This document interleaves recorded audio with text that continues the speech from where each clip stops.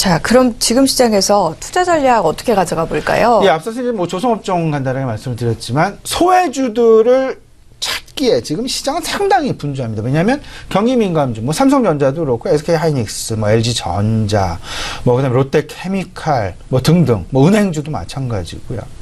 상승을 대부분 했기에 이제 지금 덜 오르는 종목을 차익 실현을 여기서 좀 하고 덜 오르는 종목을 찾기에 급급하다.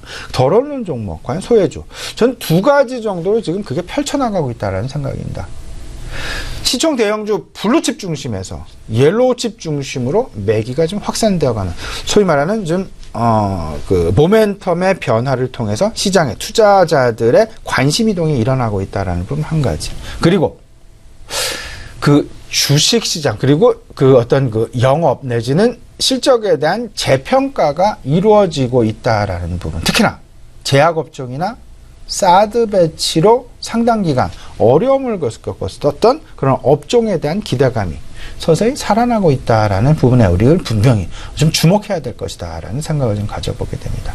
앞서서 말씀을 드렸던 블루칩 중심에서 옐로우칩 그리고 중소형주까지 결국은 전체적인 그림에서는요. 결국은 같은 어떤 그 키맞추기 양상은 분명히 진행될 수밖에 없다. 모멘텀을 다하게 되면 다음 주자, 다음 더 강력한 모멘텀을 가질 만한 업종 내지는 종목군으로 시장의 투자자들의 대다수는 옮겨갈 수밖에 없고 이런 부분들이 점차 초대형주 중심에서 대형주, 중형주, 소형주로 이어져 가는 그런 상황들이 나타날 가능성이 높다라는 것. 두 번째.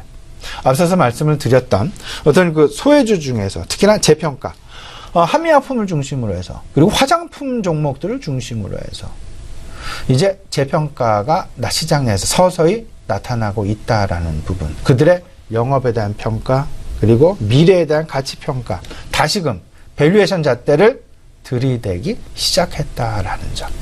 여기 한 가지 더 추가해 본다면요. 새로운 정부 출범과 분명히 무관하지 않다라는 점.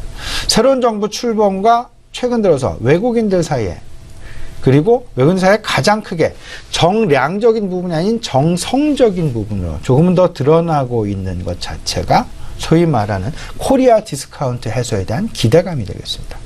코리아 디스카운트 해소에 대한 기대감이 가장 먼저 생겨난 근원지는 어찌 보면 재벌개혁이라는 지배구조 조정 개편과 맞물리게 된 부분이 한 가지가 있고요. 또 한 가지는 배당금이 계속해서 어떤 그 배당금이 확대될 것이다라는 배당 확대 정책을 통한 어떤 주주가치 환원의 재고 부분이 되겠습니다. 그러면 당장 눈앞에 보이는 것이 있죠. 왜 지주사의 주가가 계속해서 시장 내에서 관심을 받고 있는지. 지주사 주가 모든 것이 배당으로 확인이 되어가고 있고 이 배당 확대가 나타나는 가장 우선적인 부분이 지주사일 수 있다라는 가능성. 그리고 두 번째, 우선주에 대한 관심이 서서히 높아지고 있습니다. 우선주. 보통주와 우선주의 괴리율 이를 놓고 시장의 화랑국면, 불황국면을 얘기를 하고 있는데 아직까지는 우선주와의 괴리율이 조금 더 크게 나타나고 있다. 우선주, 배당은 보통주보다 더 많이 주고 다만 의사결정권이 없다라는 그런 의결권이 없다라는 그런 어떤 그 불리한 점 말고는 없다라는 점. 그런 면에서 우선주와 보통주의 괴리율을 좀 넓은 주식, 그런 주식들을 생각을 해서 우선주에 대한 관심을 높여가는 것도 괜찮지 않을까라는 부분들. 이런 부분들이 결국 지금 현재 시장의 주요 관심사일 수 있다라는 점. 한번 생각을 해보시면서 오늘 같은 경우 그리고 특히나 또 이제 4차 산업혁명으로도 생각을 해봐야 되는데 미국 기업들 중에서 어제 그런 소식 다들 들으셨죠. 아마존 주가가 장중 뭐 1,001달러를 돌파했다. 물론 어제 지난밤 같은 경우는 아마존의 주가 다소간 좀 약세를 보여주기도 했습니다만은 전반적으로 최근 들어서 올 초부터 해서 미국 시장 내에서 가장 관심을 받고 있는 종목 팽이라고 얘기를 하고 있죠. FANG. 페이스북, 아마존, 그 다음에 그 넷플릭스, 그 다음에 구글. 여기에 테슬라까지 합세하는 그런 모습. 그래서 한 40~50%씩 주가가 올 초 대비 오르는 그런 모습이 나타나는데 그럼 우리나라 시장에는 이와 관련된 가장 가까운 기업들이 뭐가 있을까? 네이버와 카카오일 수 있다라는 것. 그리고 카카오는 이제 뭐 거래소로 이전한다라는 그런 기대감마저도 있다라는 부분. 왜 네이버의 주가가 최근 천정을 모르고 계속해서 상승을 하고 있는지 이에 대한 배경, 어쩌면 미국 시장과의 글로벌 시장과의 동조와 업종별 동조와 영향일 수 있다라는 부분 같이 한번 생각을 해보시면 좋겠고요. 마지막으로 6월 시장 간단하게 좀 정리를 해봅니다. 6월 시장에 미칠 가장 핵심 이벤트 두 가지입니다.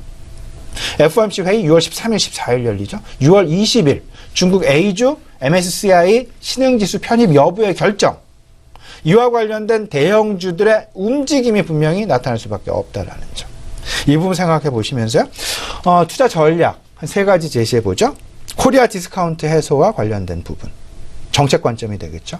두 번째, 인플레이션에 대한 기대감은 여전히 있다. 이는 분명히 FOMC의 설사 금리 인상이 나타난다 하더라도 이를 오히려 극복하고 갈 가능성이 높지 않겠느냐는 기대감.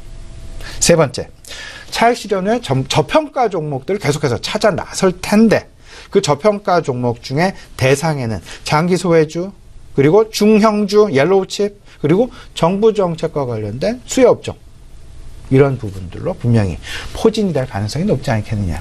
6월 시장 준비하시는데 참조가 되셨으면 좋겠습니다.